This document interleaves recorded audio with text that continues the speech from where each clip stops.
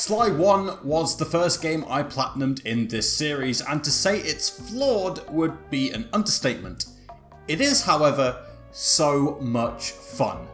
So with that in mind, I'd heard that Sly 2 is better in pretty much every way you can think of, and I thought, well, let's give it a shot. I'm only on the first level, and the humour that I absolutely loved in the first game is back with a vengeance. Fear not, I shall bend it like the truth.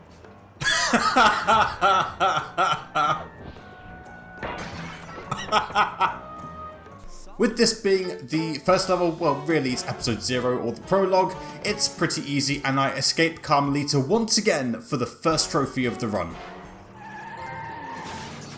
Earned a trophy, Fiery Fox. I'm telling you now, the difference in quality and fun between the first game and this game are massive, and I really hope I do this game justice. I'm smashing up a lot of things along the way because I need to collect a lot of coins because they play a much bigger part in this game, and my first coin related trophy pops up. Alright, we also get the Loot Pockets trophy as well. I'm not entirely sure why, but I'll figure it out. One big improvement compared to the previous game is that clue bottles are also restricted to just the main hub of each episode, as opposed to all individual areas, so I started collecting them. Gotta find them all for getting 15 bottles, and I am in a lot of trouble. Get out, get out, get out, get out, get out, get out, get out, get out, get out, get out. If you're not familiar with the gameplay loop of Sly 2, think of it like Assassin's Creed. Instead of there being levels, there's missions, and it allows for a lot more freedom and creativity in, well, level design, and I'm a big fan. Anyway, I get my first major piece of loot, the painting, and I get Art Snob as well for completing that mission. And I can fence this loot to get more coins and get some really cool upgrades in the process. Heads or tails for... I'm not entirely sure. I think that's for 500 coins. And we get remote trigger. That's for getting the trigger bomb from ThiefNet, and He Is Flaming is for getting the Fists of Flame from ThiefNet as well. As I carried on going, I finished collecting all the bottles in episode 1. And we get bottle capped as well for picking up our 20th bottle in any level. Boom. I should be able to crack the code to the vault. That's 30 clue bottles. We get soda pop. Nice.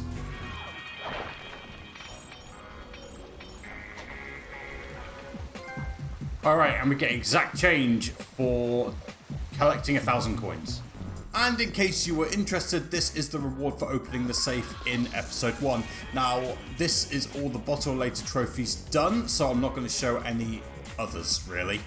Another big difference between this and Sly 1 is that you play a lot more as Murray and Bentley as well.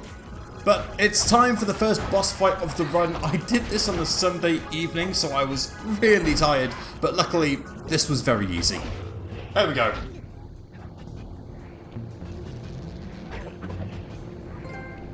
Reptilian Robber for defeating Dimitri. One down, a few to go. Don't forget to like and subscribe to the channel. New platinum videos out every Monday and Thursday. Okay, so if I sell this, that should be 1666, which should pop the 1500 coins one. There we go. Loot. Excellent. From Gay Paris to India, and there's a new upgrade I can buy for a trophy. Boom. There we go, Artful Dodger. Not much to say really about episode 2 other than the big bad boss is a dancing sequence. Yeah, me neither. I don't understand. The wings. What happened to the clockwork wings? And Foxtrot for Dancing with Carmelita. And a quick change of scenery to episode 3 means new upgrades for the gang as well. A quick side note about the upgrades, you don't really need to buy them. You can save your coins for the trophy related stuff. Chapter 3 was relatively smooth sailing. I was only getting partially annoyed. Fuck off. Are you serious? But I do take down Rajan with Murray, and that brings the curtains down on this chapter. Okay. We're getting there. Oh, that's it. Victory belongs to The Murray. Sly's clockwork heart, safe and sound. New episode means new upgrades.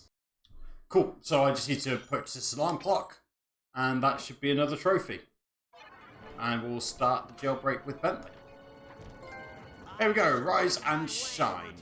It's Bentley time, and honestly, this is my least favourite part up to now. He feels so bad and limiting to control as, and honestly, I can't wait to get this over with. Also, the less said about the hacking minigame, the better. Train Jumper! It's the most annoying minigame from Sly 1, and they made us another mission in Sly 2, but we take those. Finally, sanity is restored and I get to play as Sly again. But the frustration continues. There's a mission with the Contessa and bodyguards and it was an absolute pain in the ass. I mean, what's the point in a sneak attack if you get detected after doing it? There isn't a point.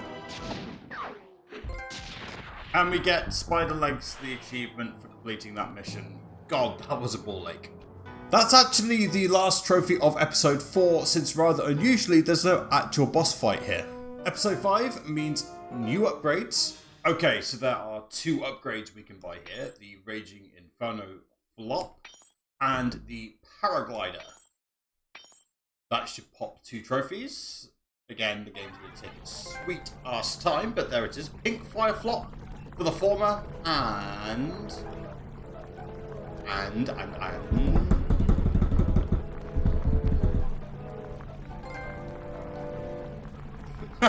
big spender for purchasing the Paraglider.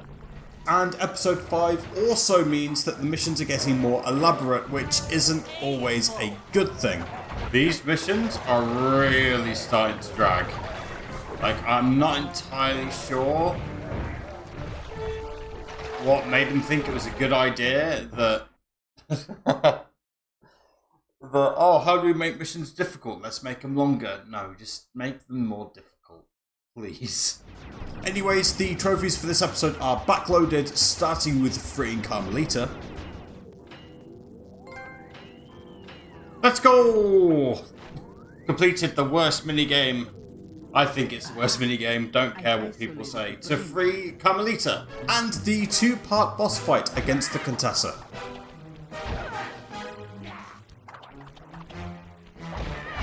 There we go. You've shown me the error of my ways. Don't believe you. Sorry for you. All your education and you still don't know. Contessa, down, trophy, get. There we go. I never would have. Oh, second trophy for beating the Contessa again. A new episode, new upgrades. Alright, yeah, we got Rocking It Shellstar for buying the hover pack. However, I don't actually have the coins for Silent Obliteration, which is not what I was expecting. I wasn't expecting to be short on coins, but here we are. At this point, I actually had to rob a few enemies and save up a few more coins, but I did get the best ability of the game shortly after. Okay, that should be enough for Silent Obliteration. And Sneaky! Gold trophy for learning Silent Obliteration. A couple of these job-related trophies popped up as I went around Canada, as I got the better of Carmelita repeatedly. 3-0! Jailed Cotton Candy for catching Carmelita off guard 3 times and stealing all 3 of her keys. Ah, yeah. And I also stole a couple of bears because, as far as I could tell story-wise, it's funny. Bear hug! For getting 2 bears to fight with each other. That was actually a pretty fun mission. Despite, you know, there being a lot of bears involved.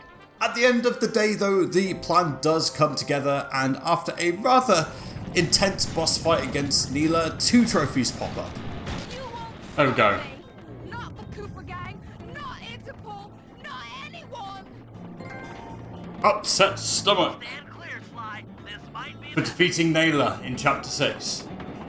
Naylor, who cares? The gang and I had And tummy trouble. We'd successfully robbed all of John Forgetting Iron the Horse's stomach goods again, and I don't we were know. walking away with Episode 7 is the best episode in the entire game, and there are some more upgrades available, but this is the only episode where none of them are linked to a trophy, so I don't bother. However, I do need to think about the future, and I need 2100 coins for the final upgrade, so once I hit that, I can take it easy and stop collecting coins. As I said, this episode is the best of the game, and despite my platforming shortcomings, I'm having a ton of fun, and the trophies, they just keep on coming. And then, by far, the best boss fight against Jean Bisson. done. There you go. All right. Oh, that's fun! Tarnation. That's a really fun Ingenious boss fight. Turtle. Times have changed. That's really good. Give me more of that. that blimp's on its way. Gold medal winner for beating Jean Bisson. And we're running. As an aside, Jean Bisson isn't really a good French-Canadian name because it needs to be double-barreled both first and last name. It should be Jean-Francois Bisson Rouge or something like that. I don't know. On to the final episode, and it's time to buy the final trophy-relevant upgrade. Where is it? Diablo Fire Slam. There we go. That's the last ThiefNet upgrade required for trophies. And any second now, there you go. You look great in pink. We are going from the best episode in the game to the worst episode in the game. Honestly, the less said about episode 8 and all its convoluted and unfun missions, the better. It's the weakest episode by some distance. Fortunately though, we are getting to the end and it's time for a multi-stage boss fight that honestly isn't as fun as the Jean Bisson fight, but it's still pretty engaging. Gotta!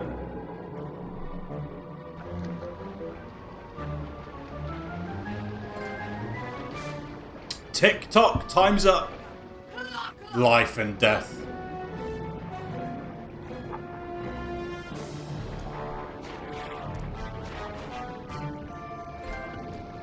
Bird Dentist. And Unlikely Bandit for the Platinum. Let's go! What a fantastic game. It's... I'm not going to say masterpiece, but it's really fun. It's flawed. The controls aren't great, the mission structure at times can get a bit tedious, but it's so much fun, guys. It's so much fun. The Sly Trilogy is on the PS Plus store. Go get it. It's really, really great. Good use of your time.